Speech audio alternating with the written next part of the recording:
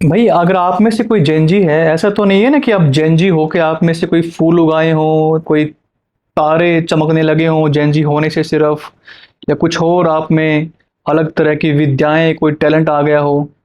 तो जेनजी हो आप सिर्फ आपके एज की वजह से कि आप पर्टिकुलर उस टाइम फ्रेम में पैदा हुए थे तो आपको जेनजी बोलने लग गए।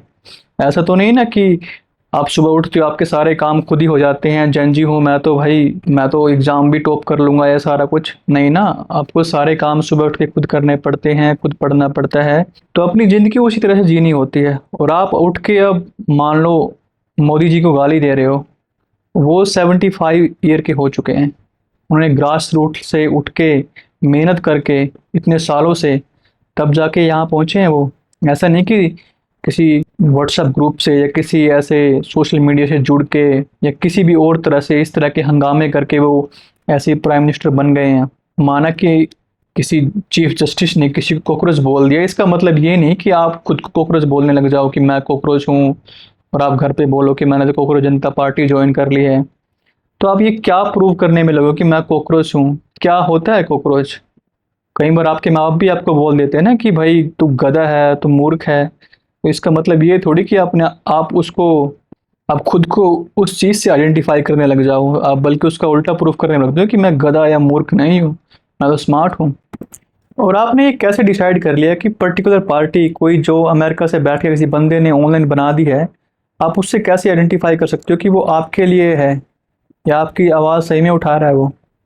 आपका जो काम है वो आपको करना चाहिए ना कि पढ़ो लिखो, स्किल लो, जॉब्स करो, बिजनेस क्रिएट करो, वेल्थ क्रिएट करो, इस देश को आगे बढ़ाओ, अपने परिवार का, समाज का नाम आगे बढ़ाओ। लेकिन आप लगे हो पीएम मोदी को गालियां देने, अलग अलग तरह से उनको ट्रोल करने, इतनी गंदी गंदी गालियां। तो ये कोई जो आपका व्यवहार है कोई जस्टिफाई नहीं कर रहा है कि आप जेनजी हो गए हैं तो अब आप कुछ भी कर सकते हैं। मतलब आप कूल हो गए हैं कि आप अब ये गाली देना कूल हो गया है, आप गाली दोगे तो आप कूल माने जाओगे। ऐसा नहीं है, अपने आप को फूल बनने से रोकिए और थोड़ा दिमाग लगाइए और रिस्पेक्ट कीजिए अपने बड़ों की, और जो पद पे बैठे हैं उन लोगों की भी।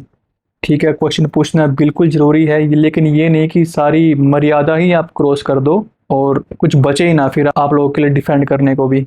ठीक है, सही मुद्दा था ये, सही आवाज़ उठाई थी, लेकिन इसको बहुत लोगों ने बहुत गलत तरीके से भी यूज़ किया है अपनी कुछ भड़ास निकालने के लिए। किसी का कुछ अपना पॉलिटिकल मोटिव था, किसी का कुछ और मोटिव था।